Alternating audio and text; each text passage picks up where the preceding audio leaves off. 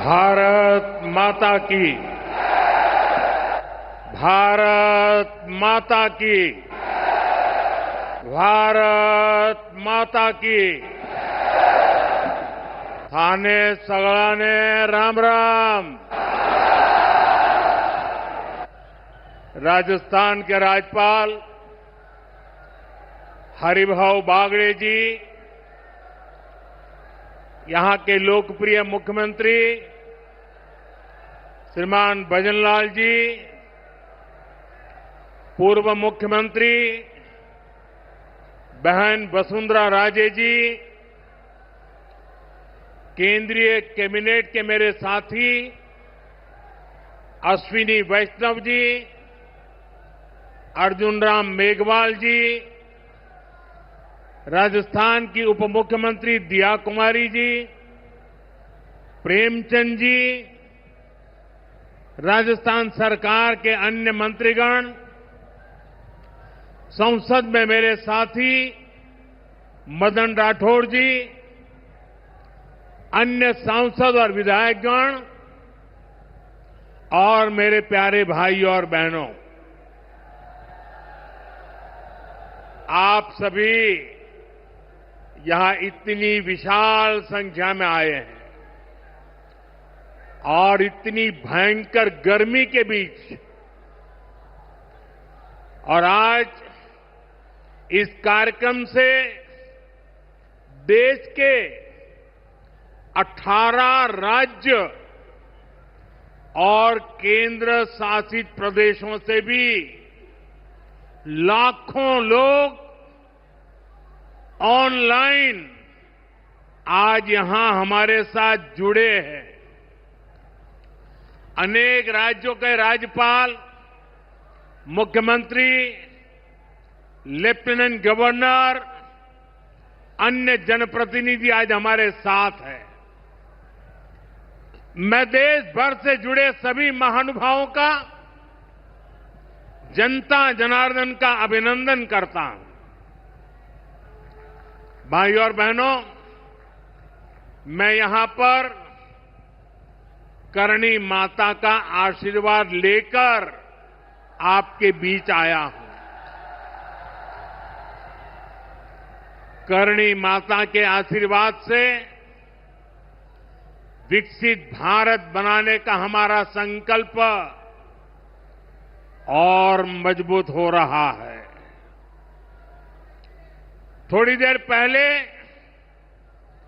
विकास से जुड़ी 26,000 करोड़ रुपए की परियोजनाओं का यहां शिलान्यास और लोकार्पण हुआ है।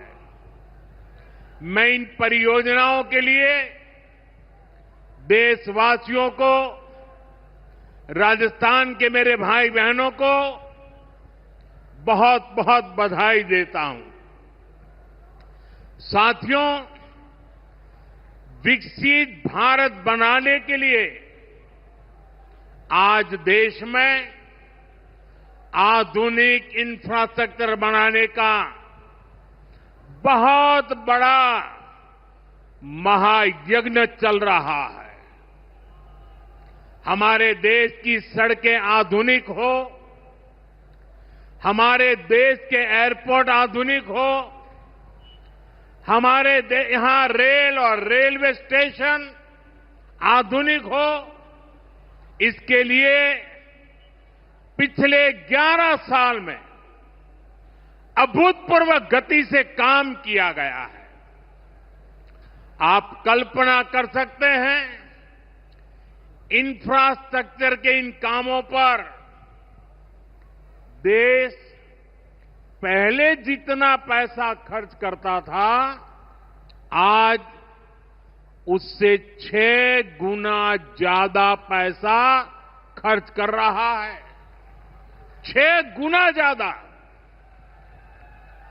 आज भारत में हो रहे इन विकास कार्यों को देखकर दुनिया भी हैरान है।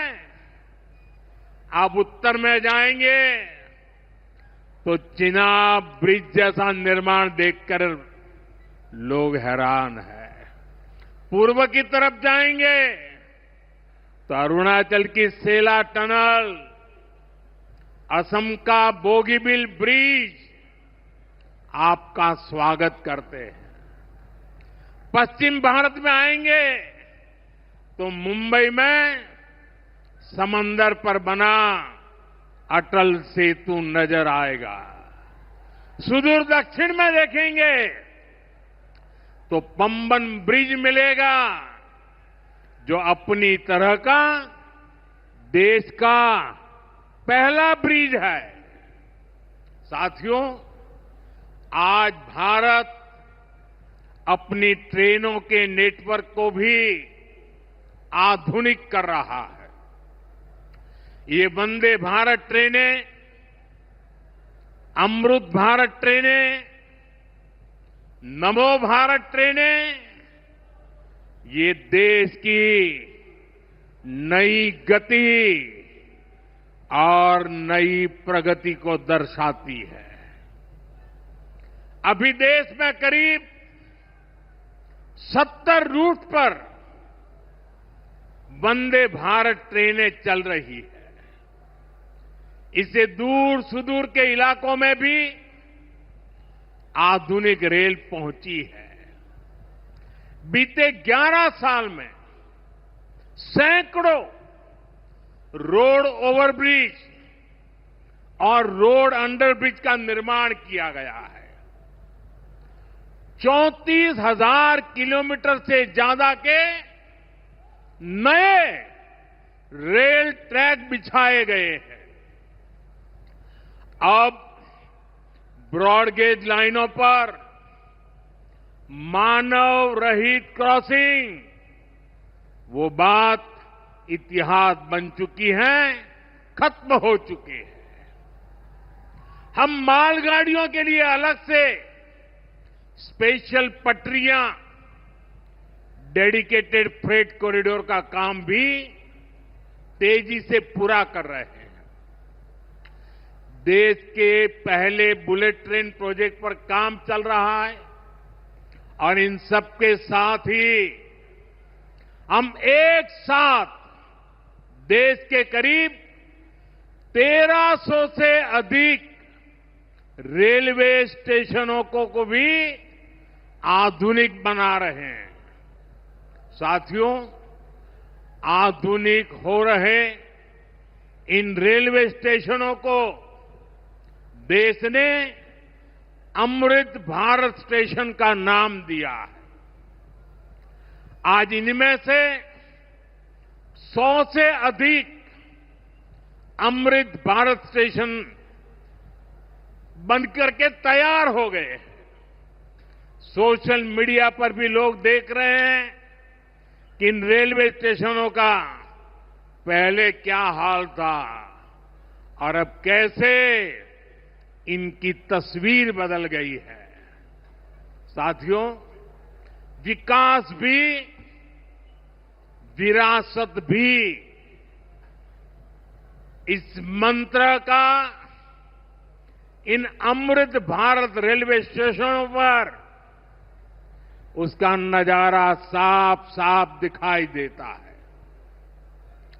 ये स्थानीय कला और संस्कृति के भी नए प्रतीक है। जैसे राजस्थान के मांडलगढ़ रेलवे स्टेशन पर महान राजस्थानी कला संस्कृति के दर्शन होंगी। बिहार के थावे स्टेशन पर मां थावे वाली के पावन मंदिर और मधुबनी चित्रकला को दर्शाया गया है। मध्य प्रदेश के ओरछा रेलवे स्टेशन पर आपको भगवान राम की आभा का एहसास होगा। श्रीरंगम स्टेशन का डिजाइन भगवान श्री रंगनाथ स्वामी जी के मंदिर से प्रेरित है। गुजरात का डाकोर स्टेशन रणछोड़राय जी से प्रेरित है। तिरुवन्नामलई स्टेशन द्राविड़ वास्तुकला के अनुसार डिजाइन किया गया है। बेगमपट स्टेशन पर आपको काकतीय साम्राज्य के समय का आर्किटेक्चर देखने को मिलेगा।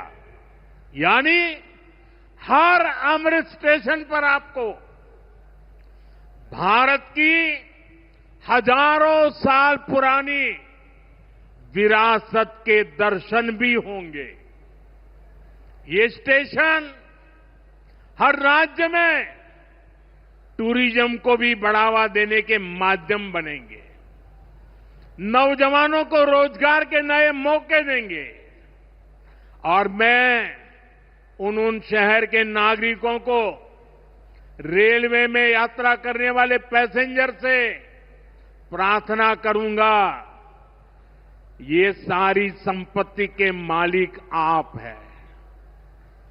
कभी भी वहां गंदगी न हो, इस संपत्ति का नुकसान न हो, क्योंकि आप उसके मालिक हैं। साथियों, इंफ्रास्ट्रक्चर बनाने के लिए जो पैसा सरकार खर्च करती है, वो रोजगार भी बनाता है, व्यापार कारोबार भी बढ़ाता है। जो हजारों करोड़ रुपए सरकार लगा रही है, ये पैसा मजदूर की जेब में जा रहा है, ये दुकानदार को मिल रहा है, दुकान और फैक्ट्री में काम करने वाले लोगों को मिल रहा है। रेत, बजरी, सीमेंट, ये सारी चीजें ढोने वाले ट्रक, टेम्पो चलाने वालों को भी इससे फायदा होता है। और जब ये इंफ्रास्ट्रक्चर बनकर तैयार हो जाता है, तो फिर अनेक गुना और फायदे होते हैं। किसान की उपज कम कीमत में बाजार तक पहुंचती है, वेस्टेज कम होती है, जहां सड़कें अच्छी होती हैं, नई ट्रेनें पहुंचती हैं, वहां नए उद्योग लगते हैं, पर्यटन को बहुत बढ़ावा मिलता है। यानी इंफ्रास्ट्रक्चर पर लगने वाले पैसे से हर परिवार का, खास तौर पर हमारे नौजवानों का सबसे अधिक फायदा होता है। साथियों, इंफ्रास्ट्रक्चर पर जो काम हो रहा है, उसका हमारे राजस्थान को भी बड़ा लाभ मिल रहा है। आज राजस्थान के गांव-गांव में अच्छी सड़कें बन रही हैं, बॉर्डर के इलाकों में भी शानदार सड़कें बन रही हैं। इसके लिए बीते 11 साल में अकेले राजस्थान में करीब 70,000 करोड़ रुपए खर्च किए गए हैं। राजस्थान में रेलवे के विकास के लिए भी केंद्र सरकार इस साल करीब 10,000 करोड़ रुपए खर्च करने जा रही है। ये 2014 से पहले की तुलना में 15 गुना अधिक है। अभी थोड़ी देर पहले ही यहां से मुंबई के लिए एक नई ट्रेन को हरी झंडी दिखाई गई है। आज ही कई इलाकों में स्वास्थ्य, जल और बिजली से जुड़ी योजनाओं का शिलान्यास और लोकार्पण हुआ है। इन सारे प्रयासों का लक्ष्य है हमारे राजस्थान के शहर हो या गांव तेजी से उन्नति की ओर बढ़ सके, राजस्थान के युवाओं को उनके शहर में ही अच्छे अवसर मिल सके। साथियों, राजस्थान के औद्योगिक विकास के लिए भी डबल इंजन सरकार तेजी से काम कर रही है। अलग अलग सेक्टर्स के लिए यहां भजनलाल जी की सरकार ने नई औद्योगिक नीतियां जारी की है। बीकानेर को भी इन नई नीतियों का लाभ मिलेगा। और आप तो जानते हैं, जब बीकानेर की बात आती है तो बीकानेरी भुजिया का स्वाद,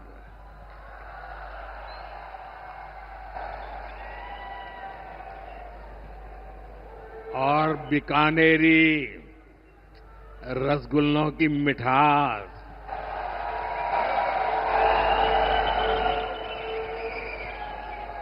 विश्व भर में अपनी पहचान बनाएगी भी और बढ़ाएगी भी। राजस्थान की रिफाइनरी का काम भी अंतिम चरण में है। इससे राजस्थान पेट्रोलियम आधारित उद्योगों का प्रमुख हब बनेगा। अमृतसर से जामनगर तक जो 6 लेन का इकोनॉमिक कॉरिडोर बन रहा है, वो राजस्थान में श्रीगंगानगर, हनुमानगढ़, बीकानेर, जोधपुर, बाड़मेर और जालोर से गुजर रहा है। दिल्ली मुंबई एक्सप्रेसवे का काम भी राजस्थान में लगभग पूरा हो गया है। कनेक्टिविटी का यह अभियान राजस्थान में औद्योगिक विकास को नई ऊंचाई पर ले जाएगा। साथियों, राजस्थान में पीएम सूर्यघर मुफ्त बिजली योजना भी तेजी से आगे बढ़ रही है। इस योजना से राजस्थान के 40,000 से ज्यादा लोग जुड़ चुके हैं। इससे लोगों का बिजली बिल 0 हुआ है और लोगों को सोलर बिजली पैदा करके कमाई का नया रास्ता भी मिला है। आज यहां बिजली से जुड़े कई प्रोजेक्ट का शिलान्यास और लोकार्पण हुआ है। इनसे भी राजस्थान को और ज्यादा बिजली मिलेगी। बिजली का बढ़ता उत्पादन भी राजस्थान में औद्योगिक विकास को नई गति दे रहा है। साथियों, राजस्थान की ये भूमि रेत के मैदान में हरियाली लाने वाले महाराजा गंगा सिंह जी की भूमि है। हमारे लिए पानी का क्या महत्व है, यह इस क्षेत्र से बेहतर भला कौन जानता है। हमारे बीकानेर, श्रीगंगानगर, हनुमानगढ़, पश्चिम राजस्थान के ऐसे अनेक क्षेत्रों के विकास में पानी का बहुत बड़ा महत्व है। इसलिए एक तरफ हम सिंचाई परियोजनाओं को पूरा कर रहे हैं और साथ ही नदियों को जोड़ रहे हैं। पार्वती, काली सिंध, चंबल लिंक परियोजना से राजस्थान के अनेक जिलों को लाभ होगा। यहां की धरती, यहां के किसानों को फायदा होगा। साथियों,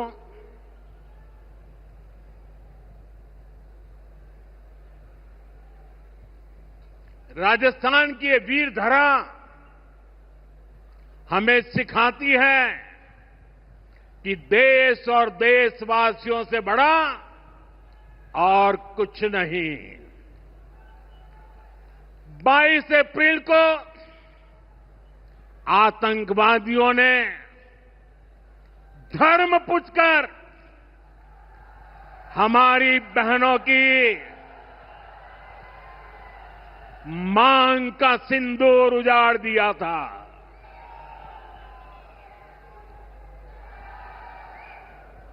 वो गोलियां पहलगाम में चली थी, लेकिन उन गोलियों से 140 करोड़ देशवासियों का सीना छलनी हुआ था।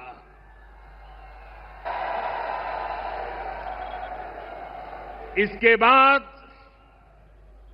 हर देशवासी ने एकजुट होकर संकल्प लिया था कि आतंकवादियों को मिट्टी में मिला देंगे, उन्हें कल्पना से भी बड़ी सजा देंगे। आज आपके आशीर्वाद से, देश की सेना के शौर्य से हम सब उस प्रण पर खरे उतरे हैं। हमारी सरकार ने तीनों सेनाओं को खुली छूट दे दी थी।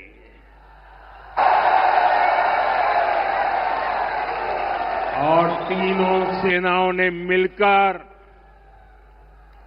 ऐसा चक्रव्यूह रचा कि पाकिस्तान को घुटने टेकने के लिए मजबूर कर दिया।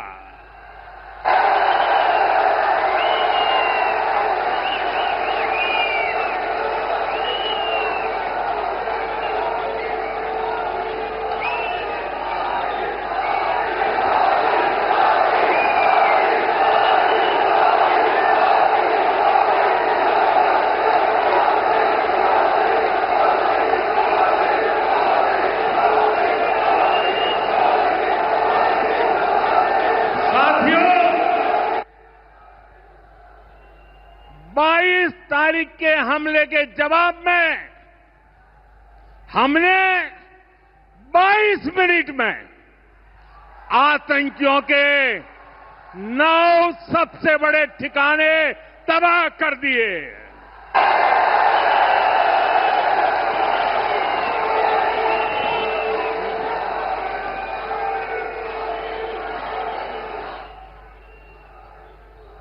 दुनिया ने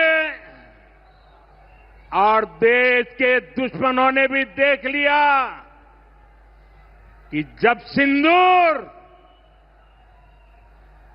सिंदूर बारूद बन जाता है तो नतीजा क्या होता है।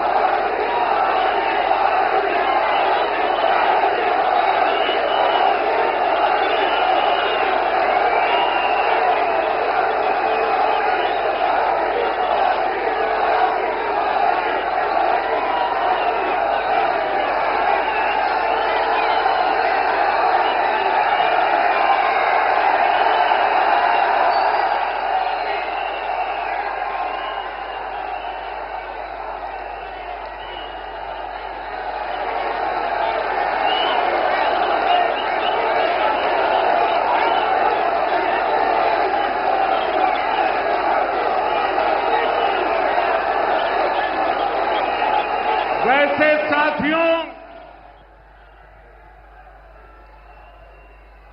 ये संयोग ही है 5 साल पहले जब बालाकोट में देश ने एयर स्ट्राइक की थी, उसके बाद मेरी पहली जनसभा राजस्थान में ही सीमा पर हुई थी।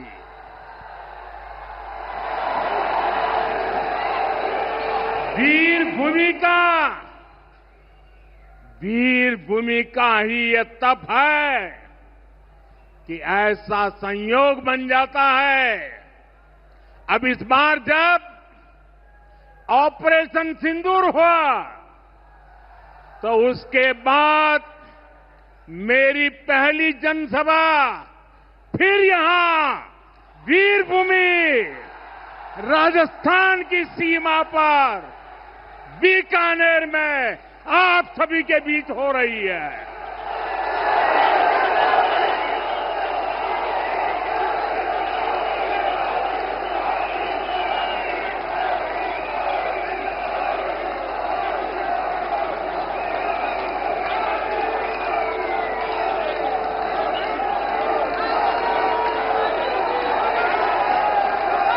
साथियों, चूरू में मैंने कहा था, एयर स्ट्राइक के बाद मैं आया था, तब मैंने कहा था, सौगंध मुझे इस मिट्टी की, मैं देश नहीं मिटने दूंगा, मैं देश नहीं झुकने दूंगा।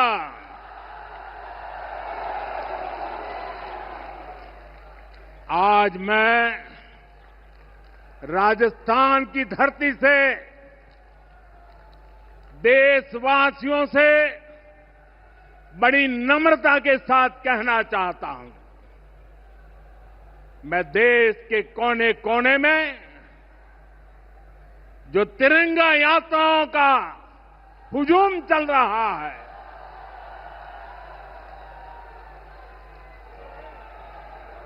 मैं देशवासियों से कहता हूं,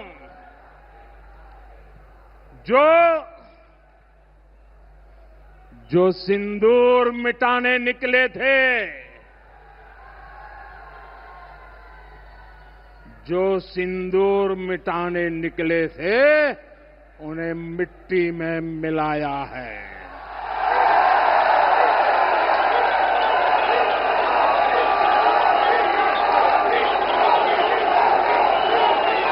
जो हिंदुस्तान का लहू बहाते थे, जो हिंदुस्तान का लहू बहाते थे, आज कतरे कतरे का हिसाब चुकाया है।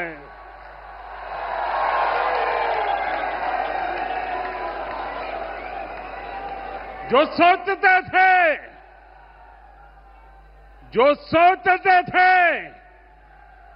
भारत चुप रहेगा, आज वो घरों में डूब डूब के पड़े हैं।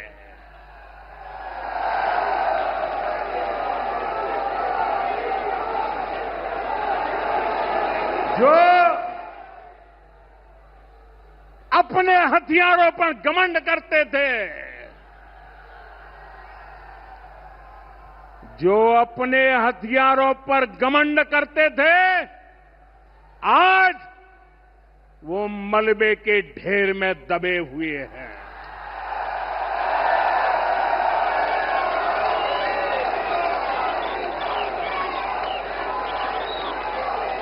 मेरे प्यारे देशवासियों,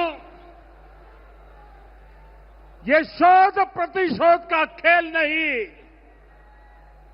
ये शोध प्रतिशोध का खेल नहीं, ये न्याय का नया स्वरूप है।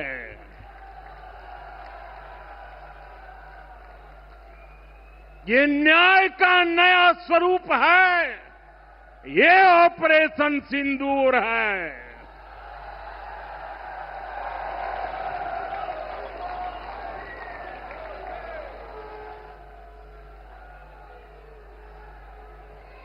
ये सिर्फ आक्रोश नहीं है, ये सिर्फ आक्रोश नहीं है, ये समर्थ भारत का रौद्र रूप है। ये भारत का नया स्वरूप है।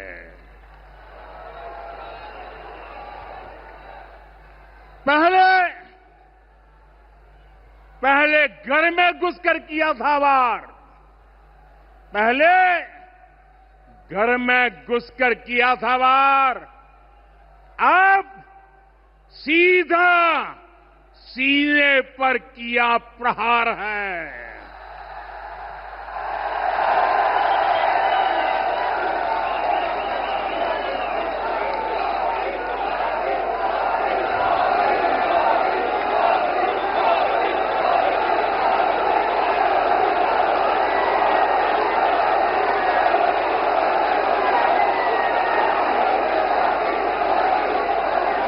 आतंक का फन कुचलने की, आतंक का फन कुचलने की यही नीति है, यही रीति है, यही भारत है, नया भारत है। बोले भारत माता की, भारत माता की, भारत माता की। साथियों, ऑपरेशन सिंदूर ने आतंकवाद से निपटने के 3 सूत्र तय कर दिए हैं। पहला, भारत पर आतंकी हमला हुआ तो करारा जवाब मिलेगा। समय हमारी सेनाएं तय करेगी, तरीका भी हमारी सेनाएं तय करेगी और शर्तें भी हमारी होगी। दूसरा, एटम बम की गीदड़ बप्तियों से भारत डरने वाला नहीं है। और तीसरा, हम आतंक के आकाओं और आतंकी सरपरस्त सरकार को अलग अलग नहीं देखेंगे, उन्हें अलग अलग नहीं देखेंगे, उन्हें एक ही मानेंगे। पाकिस्तान का ये स्टेट और नॉन स्टेट एक्टर वाला खेल अब नहीं चलेगा। आपने देखा होगा, पूरी दुनिया में पाकिस्तान की पोल खोलने के लिए हमारे देश के 7 अलग अलग प्रतिनिधिमंडल पूरे विश्व भर में पहुंच रहे हैं। और इसमें देश के सभी राजनीतिक दलों के लोग हैं, विदेश नीति के जानकार है, गणमान्य नागरिक है। अब पाकिस्तान का असली चेहरा पूरी दुनिया को दिखाया जाएगा। साथियों, पाकिस्तान भारत से कभी सीधी लड़ाई जीत ही नहीं सकता। जब भी सीधी लड़ाई होती है तो बार बार पाकिस्तान को मुंह की खानी पड़ती है। इसलिए पाकिस्तान ने आतंकवाद को भारत के खिलाफ लड़ाई का हथियार बनाया है। आजादी के बाद पिछले कई दशकों से यही चला आ रहा था। पाकिस्तान आतंक फैलाता था, निर्दोष लोगों की हत्याएं करता था, भारत में डर का माहौल बनाता था। लेकिन पाकिस्तान एक बात भूल गया, अब मां भारती का सेवक मोदी यहां सीना तान कर खड़ा है।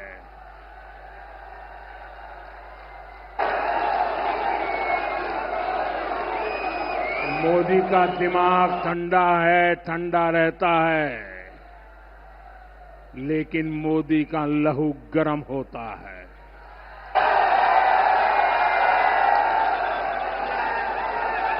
और अब तो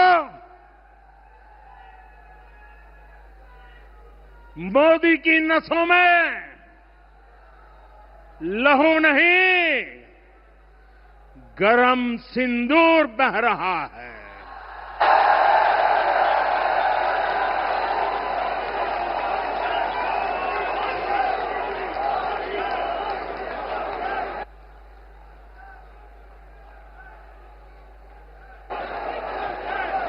अब भारत ने दो टूक साफ कर दिया है।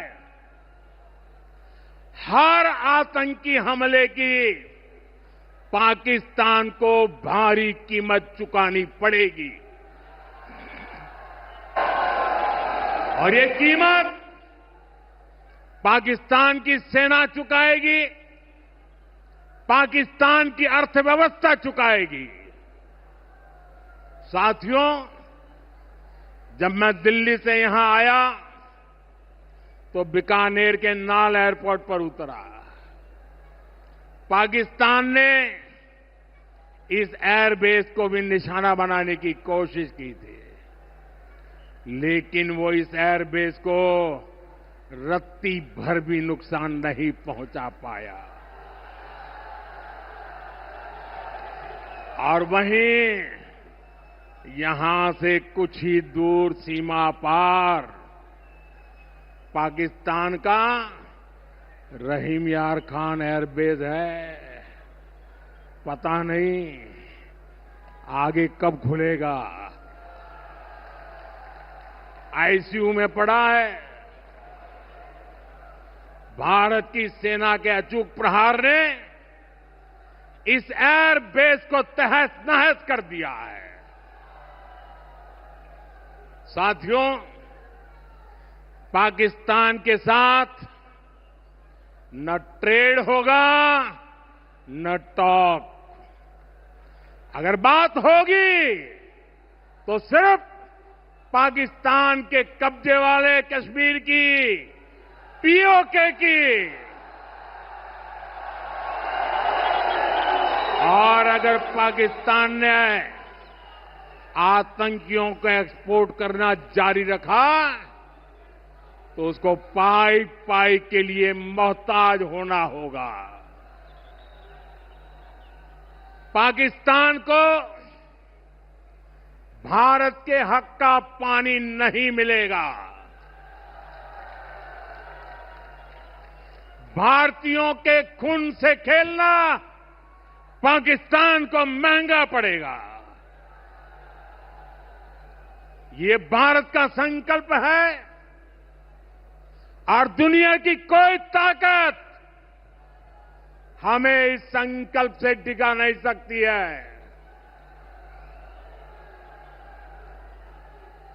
भाइयों और बहनों, विकसित भारत के निर्माण के लिए सुरक्षा और समृद्धि दोनों जरूरी है। ये तभी संभव है जब भारत का कोना कोना मजबूत होगा। आज का ये कार्यक्रम भारत के संतुलित विकास का, भारत के तेज विकास का उत्तम उदाहरण है। मैं एक बार फिर इस वीर धरा से सभी देशवासियों को बधाई देता हूं। मेरे साथ बोलिए, दोनों मुट्ठी बंद करके पूरी ताकत से बोलिए, भारत माता की, भारत माता की, भारत माता की। वंदे वंदे वंदे वंदे वंदे वंदे वंदे वंदे